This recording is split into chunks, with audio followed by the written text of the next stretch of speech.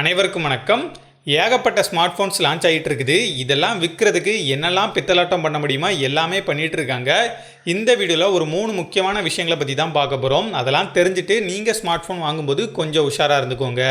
முன்னாலலாம் ஒரு ஸ்மார்ட் ஃபோனை வாங்குறதா இருந்தால் அதோட ஸ்பெசிஃபிகேஷனை மட்டும் பார்த்து வாங்கிட்டு இருந்தோம். அதுக்கப்புறமா நம்ம ரிவ்யூஸை பார்க்க ஆரம்பித்தோம். இப்போ கொஞ்சம் அட்வான்ஸாக போய் அதோட பெஞ்ச்மார்க் ஸ்கோர்ஸ் வரைக்கும் செக் பண்ணி மொபைல் வாங்கிட்டு இருக்கோம். இந்த மாதிரி பெஞ்ச்மார்க் ஸ்கோரை செக் பண்ணுற ஆளாக நீங்கள் இருந்தீங்க அப்படின்னா ஒரு விஷயத்தை மட்டும் ஞாபகம் வச்சுக்கோங்க. எப்போவுமே நீங்கள் பார்க்குற பெஞ்ச்மார்க் ஸ்கோர்ஸ் ரியலாக தான் இருக்கணும் அப்படிங்கிற அவசியம் இல்லை, ஃபேக்காக கூட இருக்கலாம். இதை நான் சொல்லலைங்க, டைம்ஸ் ஆஃப் இந்தியாவில் நியூஸாகவே வந்திருக்குது. டெஸ்கிரிப்ஷனில் லிங்க் இருக்குது, வேணுங்கிறவங்க செக் பண்ணிக்கோங்க.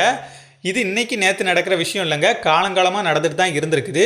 OnePlus 9 அப்புறம் Realme GT இந்த 2 ஸ்மார்ட் ஃபோனுமே ரீசெண்டாக இந்த பிரச்சனையில் மாட்டியிருக்குது.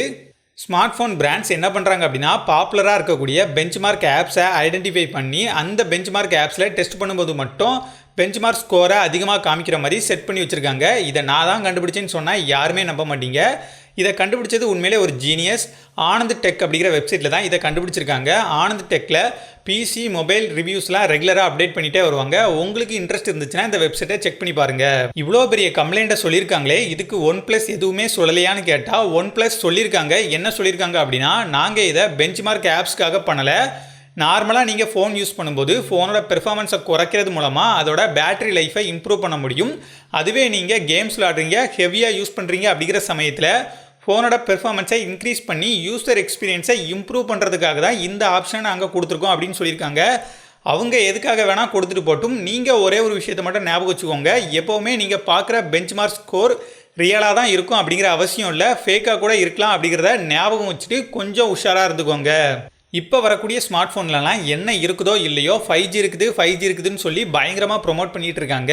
ஒரே ஒரு 5G பேண்டை மட்டும் கொடுத்துட்டு 5G மொபைல்னு சொல்லி பயங்கரமாக ப்ரொமோட் பண்ணிட்டு இருக்காங்க. பிளான் பண்ண மாதிரியே எல்லாமே நடந்துச்சுன்னா நெக்ஸ்ட் இயர்க்குள்ளே 5G இந்தியாவில் லான்ச் ஆகிரும்னு சொல்கிறாங்க. ஃபஸ்ட்டு சிட்டி சைடில் தான் வரும், அதுக்கப்புறமா தான் கொஞ்சம் கொஞ்சமாக எல்லா இடத்துக்கும் வரும். அப்படியே வந்தாலுமே 5Gயோட ப்ரைஸ் அதிகமாக தான் இருக்கும் அப்படிங்கிற மாதிரி சொல்லிட்டு இருக்காங்க. ஏன்னா 4Gயே காஸ்ட்லி ஆயிடுச்சு. 5G என்ன ப்ரைஸில் இந்தியாவில் லான்ச் ஆக போகுது அப்படிங்கிறது யாருக்குமே தெரியாது. இதுக்கப்புறமா ஜியோ மாதிரி ஒருத்தர் அதிரடியாக வந்து 4Gயை ஃப்ரீயாக கொடுத்த மாதிரி 5Gயை யாருமே ஃப்ரீயாக கொடுக்க போகிறதில்ல. எல்லாருமே நம்மளோட பேக்கெட்டில் கை வைக்க ஆரம்பிச்சிட்டாங்க. இப்படிப்பட்ட சமயத்தில் 5Gக்காக ஒரு ஸ்மார்ட் ஃபோனை வாங்குறது சரியாக இருக்காது. 5G தவிர இந்த ஸ்மார்ட் ஃபோனில் என்னெல்லாம் ஃபியூச்சர்ஸ் கொடுத்துருக்காங்க அப்படிங்கிற எல்லாத்தையுமே பாருங்கள். அது எல்லாமே ஓகே அப்படின்னா 5G இருக்கிறது ஒரு ஆட் ஆன் அட்வான்டேஜாக வச்சுக்கோங்க.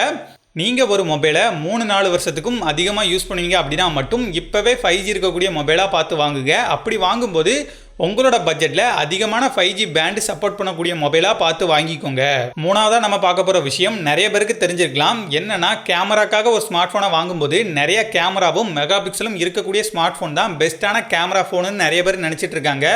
கேமராவில் எந்த அளவுக்கு ஹார்ட்வேர் முக்கியமும் அதே அளவுக்கு சாஃப்ட்வேர் ஆப்டிமைசேஷனும் முக்கியம். கூகுள் பிக்சல் ஃபோன் எடுத்துக்கிட்டிங்கன்னா அதில் 12 mega pixel 16 mega pixel camera தான் கொடுத்துருப்பாங்க. ஆனால் அதுவே நம்மகிட்ட இருக்கக்கூடிய 48 மெகா பிக்சல் 108 மெகா பிக்சலெலாம் தூக்கி சாப்பிட்ரும். இப்போ ரீசெண்டாக லான்ச் பண்ண பிக்சல் ஃபோனில் 50 மெகா பிக்சல் கேமரா கொடுத்துருக்காங்க. அது வேற விஷயம். கூகுள் கேமரா பற்றி கேள்விப்பட்டிருப்பீங்க. அதில் எடுக்கக்கூடிய ஃபோட்டோஸ் எல்லாமே சூப்பராக வர்றதுக்கு காரணமும் இந்த சாஃப்ட்வேர் ஆப்டிமைசேஷன் அப்படிங்கிறது தான். அதனால கேமராவுக்கு சாஃப்ட்வேர் ஆப்டிமைசேஷன் அப்படிங்கிறது ரொம்பவே முக்கியம் அப்படிங்கிறத தெரிஞ்சுக்கோங்க. வெறுமனே மெகா பிக்சலை மட்டுமே பார்த்து முடிவு பண்ணாதீங்க. வெறும் 48 மெகா பிக்சல் கேமராவை கொடுத்துட்டு அதில் முக்கியமான சாஃப்ட்வேர் ஆப்டிமைசேஷன் பண்ணியிருந்தாங்க அப்படின்னா அது 12 மெகா பிக்சல் சென்சார்டே தோற்று போயிடும். அதனால கேமராக்காக ஒரு ஸ்மார்ட் ஃபோனை வாங்கும்போது வெறுமனே மெகா பிக்சலை மட்டுமே பார்த்து முடிவு பண்ணாதீங்க. முடிஞ்ச அதை வீடியோவை பாருங்கள். அவ்வளோதான் ஃப்ரெண்ட்ஸ், நான் உங்ககிட்ட ஷேர் பண்ணணும்னு நினச்ச விஷயங்கள் எல்லாமே. நான் ஏதாச்சும் மிஸ் பண்ணியிருந்தேன் அப்படின்னா கமெண்ட்டில் சொல்லுங்கள். நான் உங்களை அடுத்த வீடியோவில் மீட் பண்ணுறேன். நன்றி, வணக்கம்.